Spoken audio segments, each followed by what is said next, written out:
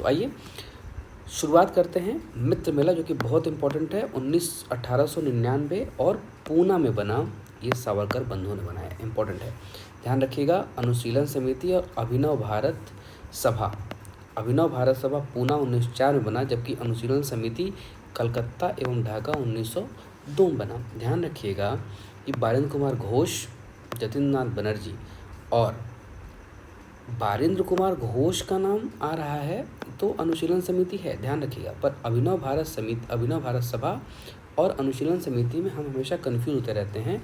तो अनुशीलन समिति का नाम हमेशा आप जोड़ेंगे बारेंद्र कुमार घोष के साथ, लेकिन अभिनव भारत सभा जो कि पूना में 1904 में बनी, ये वी.डी. सावरकर, ये इम्पोर्टेंट बहुत ज़्यादा हो जाता है आपके एग्जामिनेशन के लिए।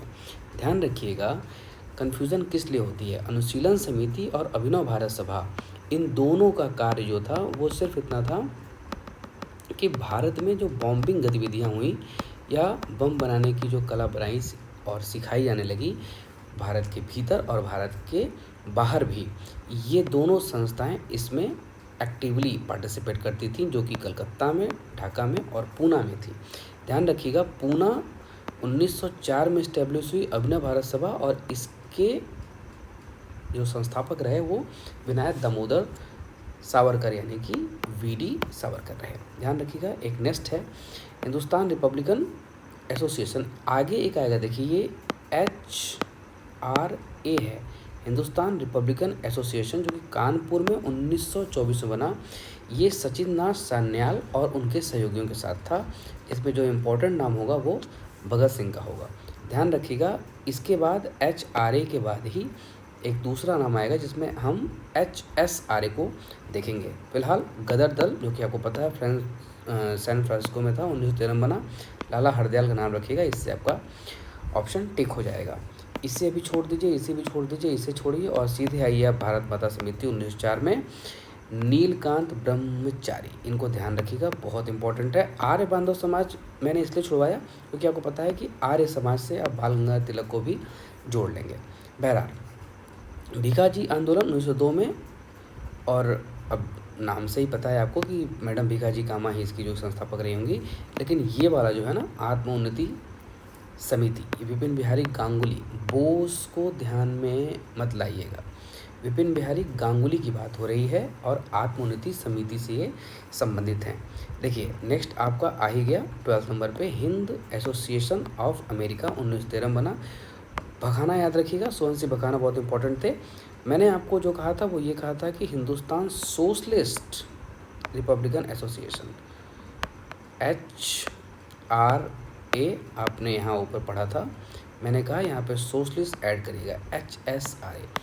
जब HRA का नाम आएगा तो आपको ध्यान रखना है कि ये जुड़े हुए थे भगत सिंह के नाम से, जबकि HSRA का जब नाम आएगा तो आप ध्यान रखिएगा HSRA सीधे जुड़ेंगे चंद्रशेखर आज़ाद से। इनकी संस्था का संस्थापक व्यक्ति आज़ाद हुआ करते थे। तो आइए नेक्स्ट देख लेते हैं बंगाल स्वयंसेवी संघ, श्री संघ, इनको अभी आप फिलहाल छोड़ दीजिए।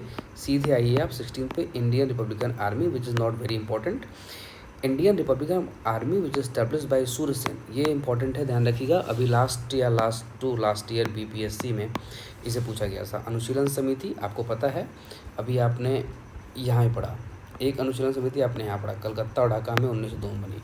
दूसरी आपने पढ़ी यहाँ पे ना, अनुशीलन समिति मिदनापुर 1902 में, सेम ईयर में हुई, नाम सेम रखा, पर मिदनापुर ये वेस्ट बंगाल में है और ये हुआ आपका ढाका।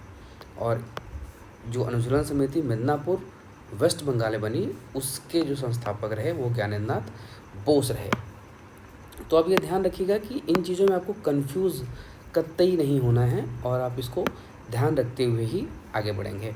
अनुशीलन समिति आपने देख ली, मिदनापुर 1902 में बनी, ज्ञानेंद्र नाथ बोस इसको जो है कि संस्थापक रहे। नेक्स्ट आइए भारत माता सोसाइटी पंजाब 1907 में बनी, अम्बा प्रसाद का नाम रखिएगा आप, अजीत सिंह को भी आप याद सकते हैं। आपका क्वेश्चन टिक होने से मतलब है, जो क्वेश्चन सही होने से ज़्यादा मतलब है आपका।